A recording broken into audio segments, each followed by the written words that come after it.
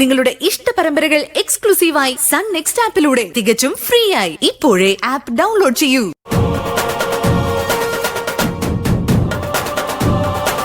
Hello. ആ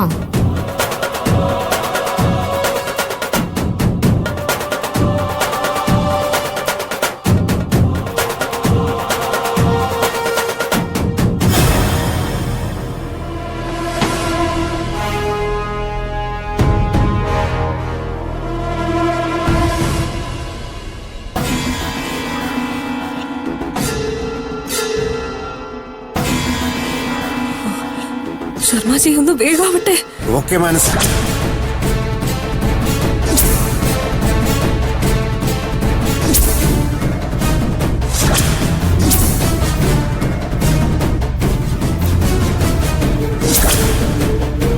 മാനസ, ഇവിടെ എല്ലാം ഓക്കെയാണ്.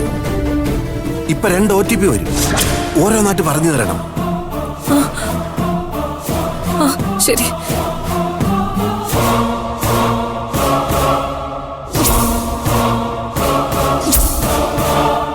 OTP വന്നോ? വന്നു.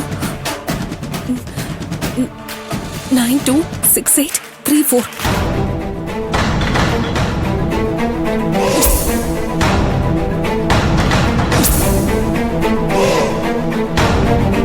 അടുത്ത OTP ഇപ്പൊ വരും.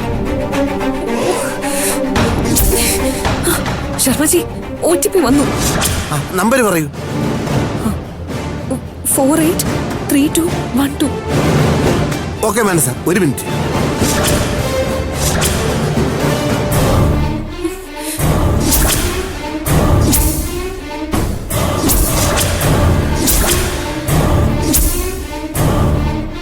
ഓക്കെ മാനസ, ക്യാഷ് ട്രാൻസ്ഫർ ആയി.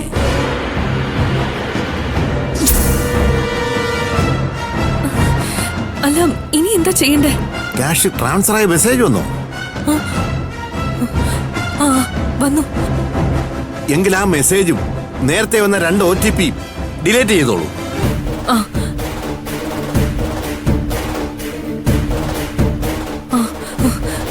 ശർമാജി ഡിലീറ്റ് ചെയ്തു. ഇനി 1 നിമിഷം അവിടെ നിൽക്കരുത്. ഫോൺ ഇരുന്നിടത്ത് വെച്ചിട്ട് മാറിപ്പോയിക്കോളൂ. പിന്നെ ഫോൺ സൈലന്റ് മോഡ് മാറ്റണം.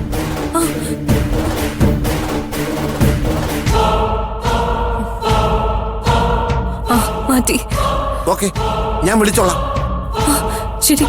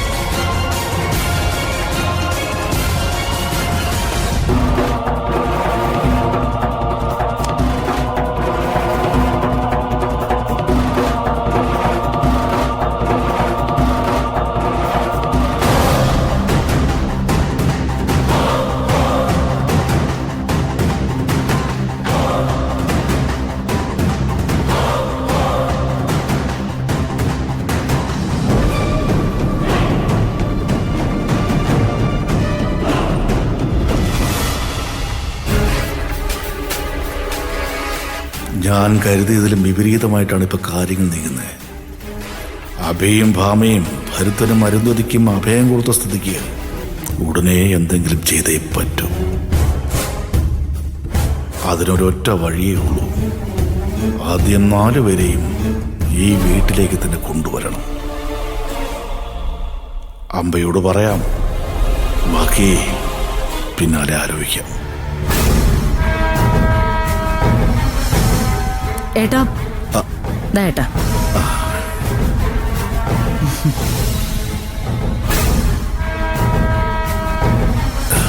എന്തായാലും നീ ഭാമയെ പോയി കണ്ട് നന്നായപ്പേ. ആ പിണക്കമൊന്നും മാറിയല്ലോ. എനിക്ക് പിണക്കൊന്നും മാറിയില്ലേട്ടാ. ഏട്ടൻ പറഞ്ഞോണ്ട് മാത്രം ഞാൻ പോയി കണ്ടതല്ലേ. അത്രയും മതിയമ്പേ. എത്രയൊക്കെയായാലും നമ്മളവളെ കൊല്ലാൻ നോക്കിയത് അവൾക്ക് മറക്കാനൊന്നും പറ്റില്ലല്ലോ. പക്ഷെ അവളുടെ പെരുമാറ്റത്തിൽ അങ്ങനെയുള്ള വ്യത്യാസമൊന്നും ഞാൻ കണ്ടില്ലേട്ടാ. പിന്നെ കുറെ മോഹങ്ങൾ ഞാൻ കൊടുത്തിട്ടുണ്ട്. ആവശ്യം വന്നാ ഇനിയും അവളെ ഉപയോഗിക്കാമല്ലോ. അതെന്തായാലും നന്നായി. നിനക്ക് ബുദ്ധിയുണ്ട്. ആ ഇനി എന്താ നിന്റെ പ്ലാൻ? എനിക്കറിയില്ലേട്ടാ. അഭിയും ഭാമയും അവർക്കവിടെ അഭയം കൊടുക്കുമെന്ന് ഞാൻ ഒരിക്കലും കരുതിയില്ല. ഇനിയിപ്പോ അതിനെക്കുറിച്ച് ചിന്തിക്കണ്ടേ. അടുത്ത വഴി എന്താണെന്ന് ആലോചിക്കുക. ഞാൻ എന്താലോചിക്കാനായിട്ടാ. എന്തായാലും ഞാൻ പറഞ്ഞ ഭാമ എന്തും ചെയ്യാൻ തയ്യാറാവുന്നുറപ്പാ. അങ്ങനെയാണെങ്കിൽ ഒരു വഴിയുണ്ട്. അമ്പയും അളിയനും കൂടി പോയി 2 മക്കളെയും മരുമക്കളെയും ആ കുഞ്ഞിനെയും കൂടി വീട്ടിൽ കൊണ്ടുവരണം. ഏട്ടൻ എന്നെ പരിഹസിക്കാണോ? ആ ഞാൻ എന്തിനു നിന്നെ പരിഹസിക്കണം? ഒന്നും കാണാതെ ഞാൻ ഇങ്ങനെ പറയില്ല, നിനക്കറിയില്ലേ. എന്നാ അത് നടക്കില്ലേട്ടാ. ഈ ജന്മത്ത് ഞാൻ അങ്ങനെ ചെയ്യില്ല. ആദ്യം നിന്റെ പിടിവാശി ഒന്ന് കളയേ. എന്നിട്ട് ഞാൻ പറയുന്ന ഗൗരവമായി എടുക്ക്. അരുന്ധതിയെയും അഭിയെയും ഭാമയും ഭരത്തിനെയും പിന്നെ ആ കുഞ്ഞിനെയും കൂടി ഈ വീട്ടിലേക്ക് കൊണ്ടുവരുമ്പോ തന്നെ ഒരാള് മാളത്തിൽ നിന്ന് പുറത്തു വരും. ഭാവന. ഒരിക്കലും ഭാവന അംഗീകരിക്കാൻ ചാൻസ് ഇല്ലാത്ത കാര്യമാണ് അമ്പ ചെയ്യാൻ പോകുന്നത്. ഏട്ടൻ ഇത് ഈസി ആയിട്ട് പറഞ്ഞു. പക്ഷേ ഞാൻ എത്ര ആലോചിച്ചിട്ടും എങ്ങനെയാ പോയി വിളിക്കുന്നെന്ന് എനിക്ക് മനസ്സിലാവുന്നില്ല. അമ്പേ, അമ്മമാരുടെ സ്നേഹത്തിന് ഒരൊറ്റ ഫീലേ ഉള്ളൂ. ആ ഫീലോടെ നീ വിളിച്ചാൽ അവര് വരും. ആ എന്തായാലും നീ അവിടെ പോയിട്ടുള്ളതല്ലേ, അതുകൊണ്ട് ആ ഒരു പരിഭവം വേണ്ട. പ്രതാപേട്ടനോട് ഇക്കാര്യം പറഞ്ഞാലൊന്നും അംഗീകരിക്കില്ല. അംഗീകരിക്കും അമ്പേ. ഒന്നുമല്ലെങ്കിലും സ്വന്തം പേരക്കുഞ്ഞിന് വേണ്ടിയെങ്കിലും ഒപ്പം നിൽക്കും. എനിക്കിത് ശരിയാവൊന്നും തോന്നുന്നില്ലേട്ടാ. ചിലപ്പോ നമ്മുടെ എല്ലാ പ്ലാനുകളും പൊളിയും. ഒന്നും സംഭവിക്കില്ല അമ്പേ. നീ പോയി വിളിക്കേണ്ട രീതിയിൽ വിളിച്ചാൽ അവർ വരും. ആദ്യം നീ അവിടെ പോയി അവരെ എവിടേക്ക് കൊണ്ടുപോവാ. പിന്നെ ഒരു കൂട്ടയടിക്കുള്ള വകുപ്പ് ഞാൻ ഉണ്ടാക്കി തരാം. ഏട്ടാ, ഭാവനയുടെ മുഖത്ത് മാറ്റം കാണണമെങ്കിൽ നീ ഞാൻ പറയുന്ന ചെയ്യും. ഇന്ന് തന്നെ നീ ഈ കാര്യം അടിയനോട് സംസാരിക്കണം. ഇതൊരു നല്ല കാര്യമാവുമ്പോ ഉറപ്പായിട്ടും അടിയൻ സന്തോഷിക്കും. പ്രതാപേട്ടന് ഏട്ടൻ അറിയാലോ. ഇപ്പൊ തന്നെ എന്നോട് അധികം സംസാരിക്കാറില്ല.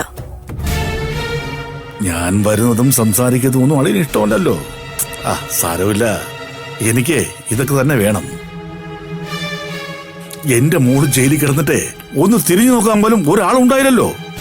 അവളെ നമ്മൾ പുറത്തിറക്കിയില്ല ഏട്ടാ, പിന്നെന്താ? എന്നാലും ആ ചീത്തപ്പേര് മാറുവോ? ഇല്ലല്ലോ. ഞാൻ അവളെ വന്ന് കാണുന്നുണ്ട്. എന്നെ കാണുമ്പോ അവളുടെ വിഷമം എല്ലാം മാറും. അവൾക്ക് ഇനി ഈ നാട്ടിൽ നിൽക്കാൻ താല്പര്യമില്ലമ്മേ. ബാംഗ്ലൂരിലേക്ക് പോകണമെന്നും ഒരു ജോലി അവിടെ ശരിയാകാൻ സാധ്യതയുണ്ടെന്നും പറഞ്ഞു കേട്ടു. അപ്പോ അവള് പോവാൻ തീരുമാനിച്ചു അല്ലേ? അതൊക്കെ അവളുടെ ഇഷ്ടം. എന്തായാലും നീ അവളെ ഒന്ന് കാണണം. കാണാട്ടാ. പിന്നെ നീ അളിയൻ വരുമ്പോ ഞാൻ പറഞ്ഞ കാര്യം സംസാരിക്കണം. സാധാരണ ഞാനാണല്ലോ കുത്തിത്തിരിപ്പുണ്ടാക്കുന്നത്. മക്കളെയും മരുമക്കളെയും ഞാനാണ് ഇവിടെ വിളിക്കാൻ പറഞ്ഞെന്ന് പറ. ശരിയേട്ടാ. എന്തായാലും ഞാൻ ഇറങ്ങിയ വൈകുന്നേരം വരാം. അപ്പോഴേക്കും അളിയനോട് സംസാരിച്ച് വിവരം പറയണം.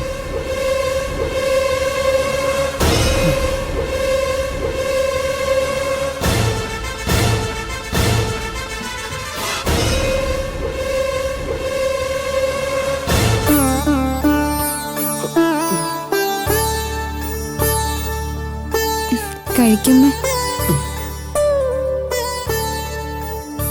നിനക്കെന്നോട് അല്പം പോലും വെറുപ്പോ ദേഷ്യോ ഇല്ലേ മോളെ? ഇല്ലമ്മേ, ഞാനെന്തിനാ അമ്മയെ വെറുക്കുന്നേ? അമ്മയില്ലാതെ വളർന്നവളാ ഞാൻ. അതുകൊണ്ട് അമ്മയെ ഞാൻ എൻ്റെ അമ്മയുടെ സ്ഥാനത്തെ കണ്ടിട്ടുള്ളൂ. എനിക്കൊരു മോളുണ്ട്. ഇതുവരെ ഇങ്ങോട്ടൊന്നും വന്ന് എന്നെ ഒന്ന് കാണാൻ പോലും തോന്നിയില്ല. വരൂ അമ്മേ. പല്ലവിക്ക് അമ്മയുടെ സ്നേഹമൊക്കെ ഉണ്ട്. അമ്മ അവളെ വഴക്കൊന്നും പറയണ്ട.